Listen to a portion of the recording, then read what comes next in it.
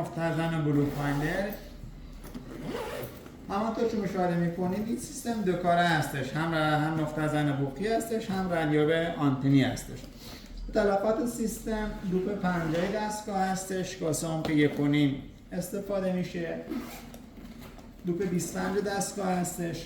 همه لوپ این دستگاه ضد آبن، هم 25 هم لوپ 50 ضد آبن. جنس لوپ ها رو هم خودتون مشاهده میکنید. دسته تلسکوپی دستگاه هستش که میتونید کوچیک بزرگ کنید نسبت به اندازه خودتون.